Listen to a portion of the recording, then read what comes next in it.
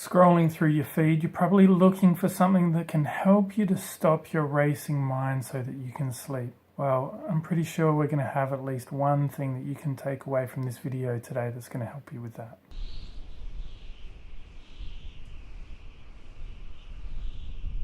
Hi, I'm Jamie Drum from Relaxing Sleep Station, and on this channel we have hints and tips on how to get to sleep, guided meditations, sleep music, and other styles that are going to help you get to sleep tonight.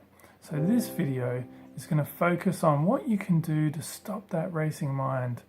A lot of us, when we go to bed, even before you get to bed, there's that anxiety, that stress, knowing I've got to go to bed soon, and just worrying, and the anxiety that can build up inside you, knowing that you have to face this demon of going to bed and not being able to get to sleep. And when we get there, a lot of it can be that racing mind thinking about what we've got to do tomorrow, or stressing out about a relationship in our life. Could be many different things that we're concerned about. What I'm going to suggest to you is that you can find a way to help slow your mind, ease your mind, so that you can rest and finally go to sleep. And the way we're going to do that together today is through gratitude. You might have heard of gratitude journals or journaling in general. What we're talking about here is trying to find at least 3 things that happen every day that help put into context your daily life, that there's always something to be grateful for, big or small, in the world that we live in. And when we can find the things to be grateful for, when we can find the things that energize us and connect us to our beliefs and our passions, who we want to be as a person, when we can do that, we're living a life that's more fulfilling, and in doing so, helps to break down some of those barriers to that anxiety that we feel around going to sleep. I'm going to take you through the 3 things that I'm grateful for today. I'd love for you to listen and think about in your own life, what are the 3 things that you're grateful for today? What have you seen? What have you witnessed? What have you been a part of that have been meaningful for you today, that you can connect in some way with the things that you want to be known for? When you look back in your life and think, I stood by these beliefs, I was true to these thoughts. So hopefully that gives you a little bit more of an understanding of why we go through these gratitudes and how we do them, so that once, like I mentioned before, you can do it for yourself. You can start a daily habit. You can start a routine towards the end of your evening when you're creating that peaceful environment for you to start to go to sleep in.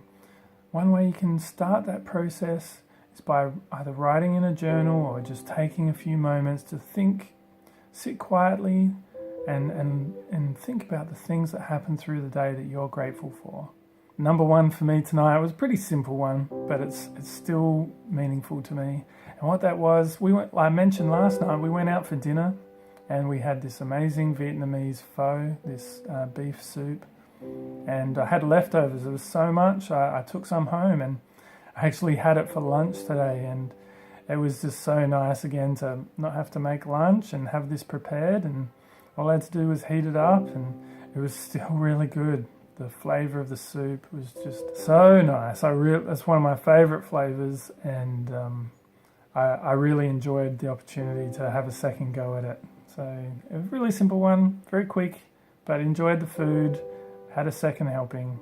Thank you very much. Number 2, today in Australia is Father's Day. I mentioned yesterday I went to visit my mum and helped her out, and you can check out over here the video that I did with yesterday, talking about my experience with her. And today being Father's Day was a great opportunity to go over and see my dad. My sister's recently home from overseas from going on a holiday for 6 weeks. And my mum, even though my parents have been divorced for quite a long time now, she still comes to visit him on his birthday and at Christmas, and Christmas, and also today for Father's Day. It was really nice. Tia was there as well, and all of us went to Dad. He lives in a nursing home now, and so we went to his nursing home and just spent the day with him, or the afternoon, and just had a good chat. And it was really good to to be able to have us all together. And it was cold and woolly, windy outside, but inside the warm feelings, the love was flowing, and being able to be in each other's space was really, really important to me. And it doesn't take it to be Father's Day for me to have to recognize the meaning that Dad has in my life. I like to go visit him every couple of weeks, and just so happened that the 2 weeks fell on Father's Day this time, and any opportunity I have to connect with him is really meaningful for me. And having Tia going along with me as well, and her enjoying his company, really special to me. Having Melissa, my sister, and my mum there as well, that was fantastic. Usually it's just me and Tia now that she's on the scene that goes see him. So having them there as well was, just added an extra dynamic and something to be really fortunate and grateful for. Maybe you've got an elderly parent or a grandparent in your life. Every time you go to see them, you're not sure how many more chances. Maybe my dad will be around for another 10 years, or maybe he'll pass away in his sleep tonight. It could happen to anyone in our life. And I'm just at this point where every single time I go to see him, I always make sure to tell him how much I love him, because I don't know if there's going to be a next time.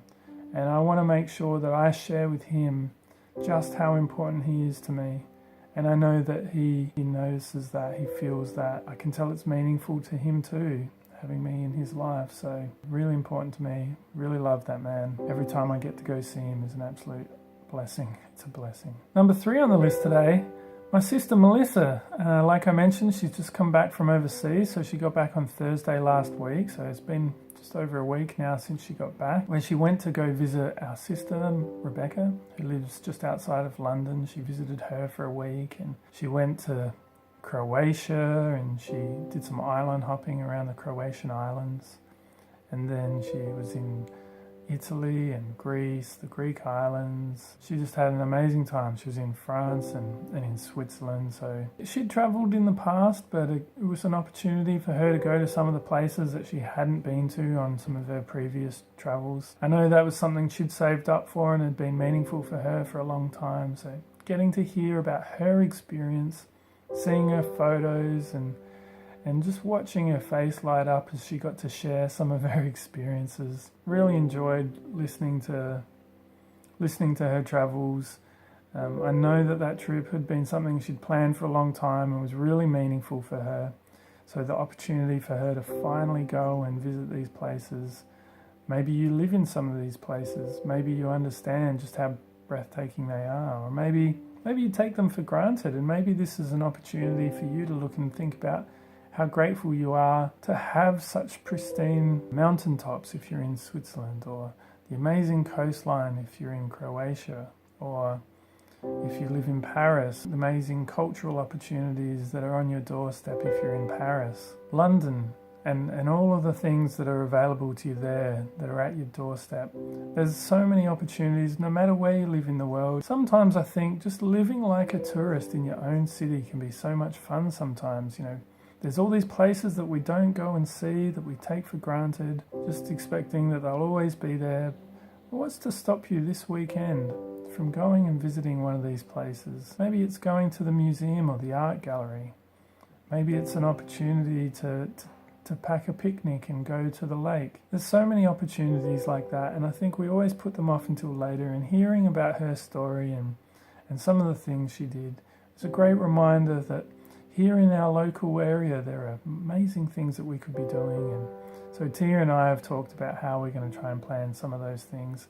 Tia's new here as well. There's great opportunities for us to go and do some things and see, be the tourist in our own town. Maybe have a think about that for yourself, and what are those things that you can be grateful for, and exploring your own backyard. So I'd love to hear what your 3 things are that you're grateful for today. And also I'd love to hear about how they're making a difference. Thinking about these 3 things is making a difference to you being able to get to sleep tonight. Are you finding that it's releasing some of that anxiety for you? Maybe it's not working just now. Maybe it's adding more stress and more pressure. I'd love to hear either way about your experience, so make sure to leave a comment. I always make sure to answer the comments wherever I can, so please feel free to let me know, good or bad, what you thought about this episode. I'd also like to remind you to subscribe for more videos like this, whether you enjoy sleep music videos, guided meditations, or musings like this where we think about the things in our life that we're grateful for and how that impacts on our daily life, how that impacts on our ability to get to sleep. I want you to try and think about those things. Let me know in the comments below. All right, lots of love, and I'll speak to you soon.